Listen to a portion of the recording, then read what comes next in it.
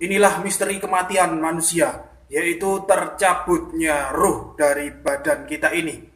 Kemana ruh tersebut dan apa yang terjadi dengan ruh tersebut? Simak terus sampai selesai.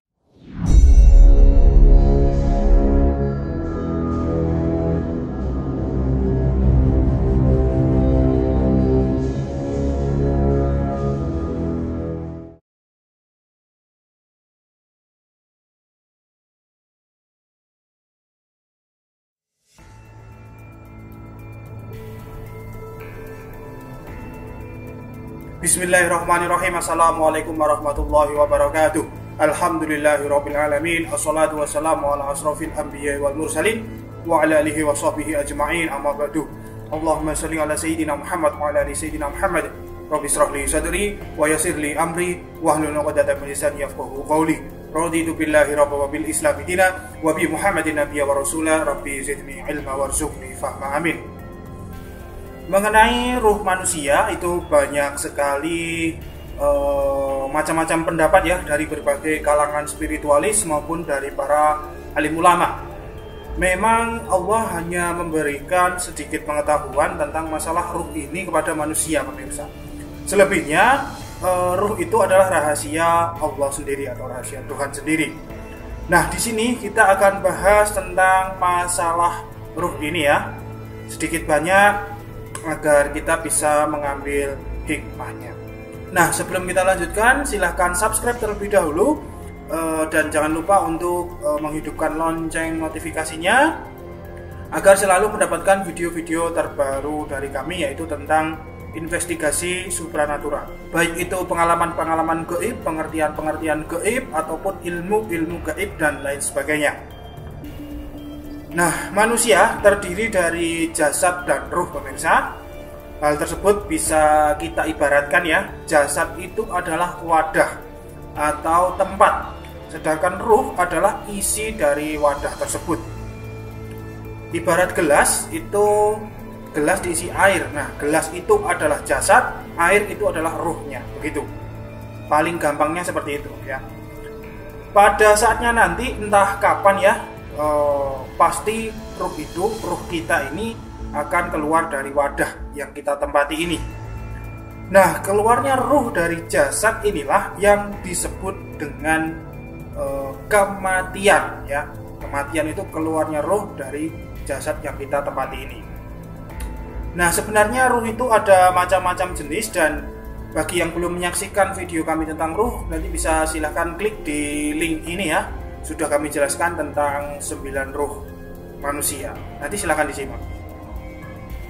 Nah, keluarnya ruh dari tubuh ini tidak serta-merta langsung keluar, pemirsa, melainkan melalui sebuah proses. Di antara manusia ada yang dicabut atau ditarik ruhnya dengan sekali tarikan. Juga ada di antara manusia yang ditarik ruhnya atau dicabut ruhnya dengan cara yang kasar, pemirsa. Jadi ada pencabutan ruh secara kasar dan secara halus.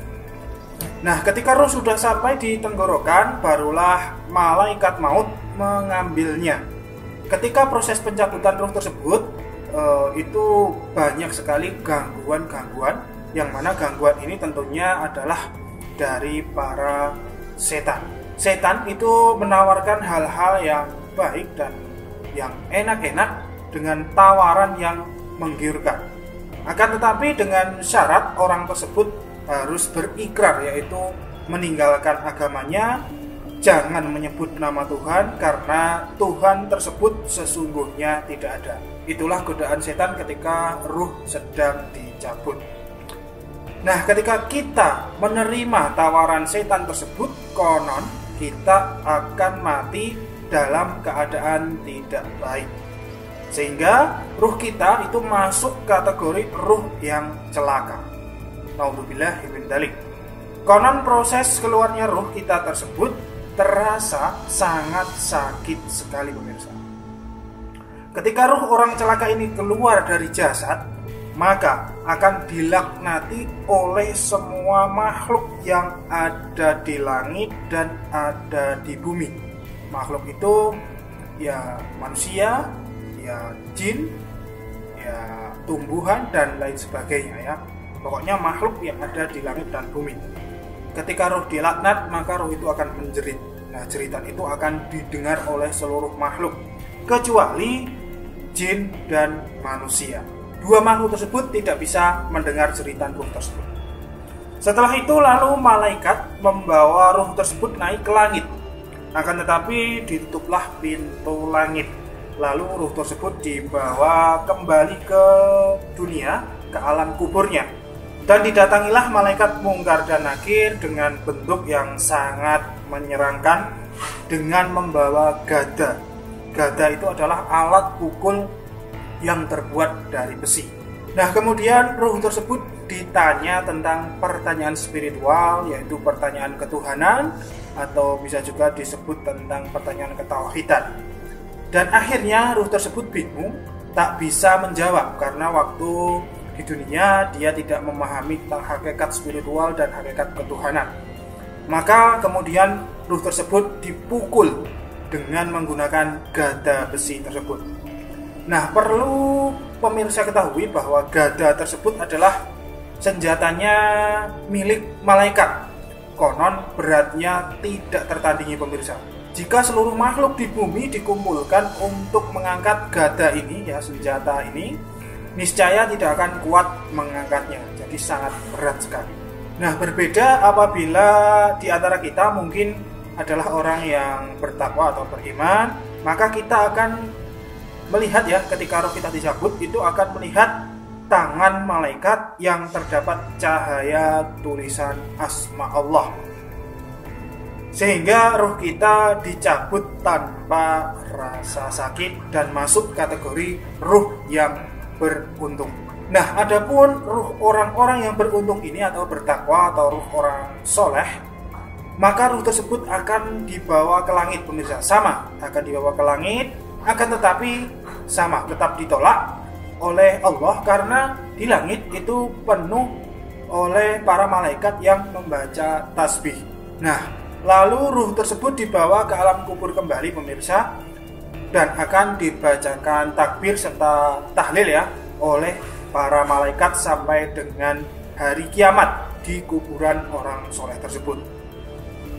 Nah, ruh orang yang bertakwa itu konon akan diberikan izin untuk melihat sekeliling rumahnya selama 3 hari, kemudian 5 hari, 7 hari, sampai dengan 1 bulan atau biasa disebut 40 hari.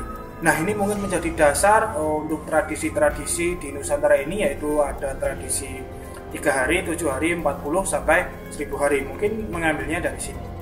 Nah, ruh tersebut itu diberi kesempatan untuk melihat keadaan rumahnya dan ahli warisnya. Nah, setelah itu ruh akan kembali ke kuburnya pemirsa, dan berada di kubur itu selama kurang lebih 1 tahun. Ia bisa melihat orang-orang yang mendoakannya dan juga bisa melihat orang-orang yang bersedih atas kematian orang tersebut.